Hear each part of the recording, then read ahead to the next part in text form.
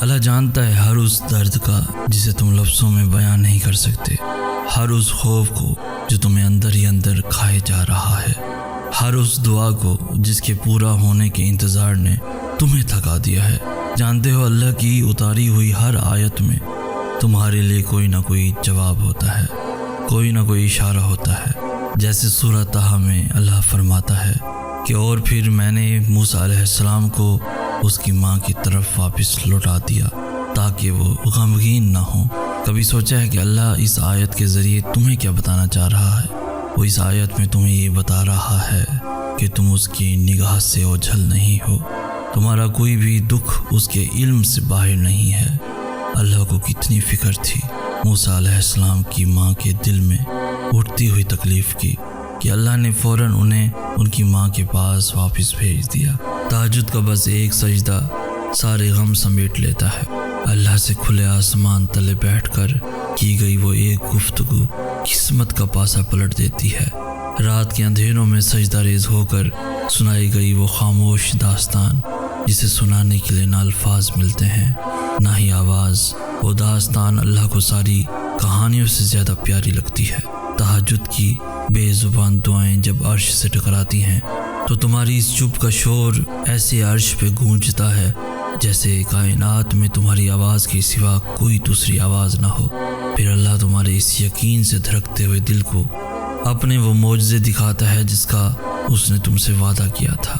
جب تم اسے راضی کرنے کے لیے محبت کی اس انتہا کو پہنچ سکتے ہو کہ تہجد بھی قضا نہ ہو، تو پھر سوچو تمہارے اللہ کی محبت کی پہنچ کہاں تک ہوگی۔ اس کی طاقتوں کا تو کوئی مقابلہ ہی نہیں۔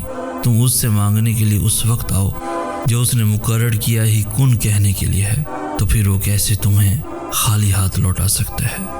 وہ اپنے وعدوں کا پکا ہے، جب کہہ دیتا ہے کہ مانگو مجھ سے میں دوں گا تو پھر وہ دے کر رہتا ہے۔ اور یاد رکھنا، تہجد پڑھنے والوں کو معجزوں کا انتظار نہیں کرنا پڑتا، بلکہ معجزے خود ان کا انتظار کرتے ہیں۔ جب اللہ نے کوئی حیرت انگیز کام کرنا ہوتا ہے تب وہ تمہیں تہجد تک کھینچ لاتا ہے۔ جب اللہ نے تمہیں تمہاری پسندیدہ چیز سے نوازنا ہوتا ہے تب وہ تمہیں اپنی پسندیدہ عبادت کے ذریعے اسے منانے کی توفیق دیتا ہے۔ اور جو اس کی من چاہی عبادت قضا نہیں کرتا، پھر اللہ بھی اس کی من چاہی چاہت اسے دینے میں دیر نہیں کرتا۔ تہجد کا صلہ صرف اور صرف کن ہے۔ تہجد کی طاقتوں کے سامنے کوئی بھی چیز ٹک نہیں سکتی، تمہارا مقدر بھی نہیں۔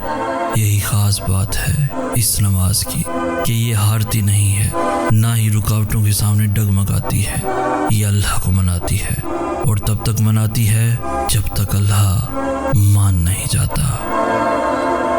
اللہ جب کسی کام کو کرنے کا ارادہ کر لیتا ہے تو وہ اسے کر گزرتا ہے۔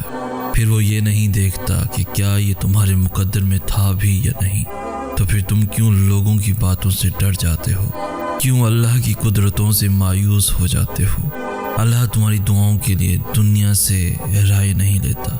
جب تمہارے اللہ کو دنیا سے فرق نہیں پڑتا تو پھر تمہیں کیوں پڑتا ہے؟ جب تمہارے اللہ کو تمہاری دعاؤں پہ اتنا یقین ہے تو پھر تمہیں کیوں نہیں؟ کیا اللہ تمہارے لیے کافی نہیں؟ یہاں اللہ خود تم سے سوال کر رہا ہے کہ کیا میں تمہارے لیے کافی نہیں؟ کیا میری رضا تمہارے لیے کافی نہیں؟ تو پھر اس سے بڑی قبولیت کی دلیل اور کیا ہو سکتی ہے؟ معجزے کرنے والے سے بہتر تمہیں معجزوں کا یقین اور کون دلا سکتا ہے؟ جیسے تمہارے اللہ کو بس تمہاری دعاؤں سے غرض ہے، ویسے ہی تمہیں بھی بس اللہ کی رضا سے غرض ہونی چاہیے۔ لوگ پھر جو بھی کہیں، جیسے اللہ تمہارے مانگنے پہ شک نہیں کرتا ویسے ہی تمہیں بھی اس کی عطاؤں پہ شک نہیں ہونا چاہیے، کیونکہ جس کے ساتھ اللہ ہو اسے نصیب تو کیا دونوں جہاں کی طاقتیں بھی مل کر نہیں ہرا سکتی۔ تمہارے اللہ کے ایک کن کے سامنے یہ دنیا اور یہ ہاتھوں کی لکیریں سب بیکار ہیں۔ اللہ کے سوا تمہیں کوئی بھی مطمئن نہیں کر سکتا۔ تہجد میں مانگی گئی دعاؤں کا نہ تو دنیا کچھ بگاڑ سکتی ہے نہ ہی نصیب۔ اللہ معجزوں سے پہلے دعاؤں کے وسیلے بناتا ہے، تمہیں ان کے لیے تیار کرتا ہے۔ تم ابھی جس جگہ پہ ہو اس جگہ سے گزار کر ہی تمہیں وہاں تک لایا جائے گا جہاں تم جانا چاہتے ہو۔ تمہیں لگتا ہے کہ جو دروازہ تم نے سوچ رکھا تھا بس اسی کے کھلنے سے تم اس تک پہنچ سکتے تھے، جو تمہیں چاہیے تھا، لیکن کیا تم نے کبھی یہ سوچا ہے کہ اگر اللہ کی پسند کا راز تھا تمہیں اس چیز تک لے گیا جسے تمہاری دعائیں بھی تم تک نہیں لا سکتی تھی؟ تو ہو سکتا ہے کہ جس وقت وہ چیز تم مانگ رہے تھے اگر وہ اسی وقت تمہیں مل جاتی تو وہ زیادہ دیر تک تمہارے پاس رہ ہی نہ پاتی۔ ہو سکتا ہے کہ اللہ کو تمہارا یقین اور تمہارا مانگنا اتنا پسند آ گیا ہو کہ اللہ نے اس چیز کو ہمیشہ کے لیے تمہارا بنانے کے لیے یہ دیر کی ہو۔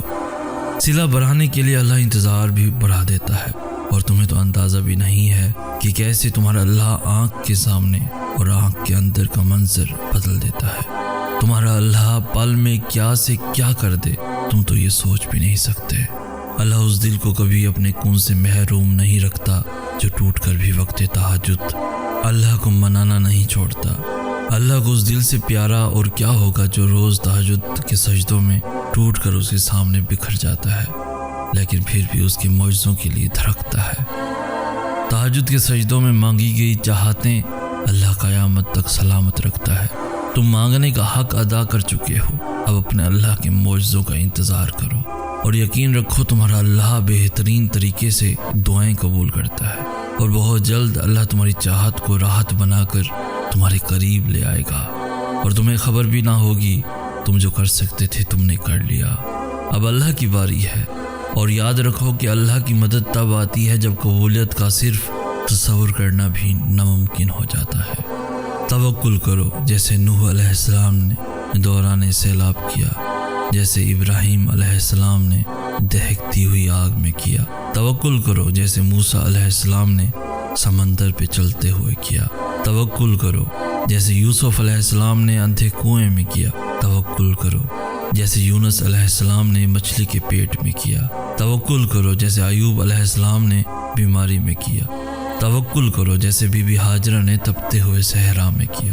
توکل کرو جیسے زکریا علیہ السلام نے اپنی بیوی کے بانجھ ہونے کے باوجود اولاد کی دعا کرتے ہوئے کیا۔ بس یقین رکھو، اندھا یقین، پھر دیکھو کیسے مقدر بدلتے ہیں، کیسے آزمائشوں کے پہاڑ ریزہ ریزہ ہوتے ہیں، کیسے معجزوں کے دروازے کھلتے ہیں۔ اپنے لیے تو سبھی اسے پکارتے ہیں، تم اللہ کو اللہ کے لیے پکار کر دیکھو۔ کیوں روتے ہو ان کے لیے جنہوں نے تمہیں دھتکار دیا؟ قرآن کا حرف گواہ ہے، جس کی محبت کا تم کبھی اسے چاہ کر دیکھو۔ دعاؤں کی سب سے بڑی طاقت یہ ہے کہ دعائیں وہاں جا سکتی ہیں جہاں انسان نہیں جا سکتا۔ اللہ سے لے کر معجزوں تک، کن سے لے کر فیکون تک، ہر جگہ۔ اور کچھ دعائیں تمہیں بار بار اللہ سے مانگنی پڑتی ہیں، اور ان دعاؤں کے لیے تمہارا سجدہ ریز ہونا اللہ کو بہت پیارا لگتا ہے، لیکن تمہارے دل سے انہیں کبھی بھی نکلنے نہیں دیتا، کیونکہ وہ دعائیں ہی تمہارا مقدر ہوتی ہیں۔ وہ تمہارے سوچے ہوئے وقت سے تھوڑا زیادہ ہوتا ہے۔ کچھ دعائیں اللہ فوراً قبول کر لیتا ہے، کیونکہ وہ دعائیں اللہ کی پسندیدہ دعائیں ہوتی ہیں۔ اس لیے اللہ ان دعاؤں کو تم سے تو وقتی طور پہ دور کر دیتا ہے تاکہ تم اللہ سے مانگنا نہ چھوڑو۔ بس ان کی قبولیت کے لیے اللہ نے جو وقت مقرر کر رکھا ہے۔ اللہ تو ان کہیں دعائیں بھی جانتا ہے، لیکن اسے پسند ہے جب تم خود اس سے مانگتے ہو۔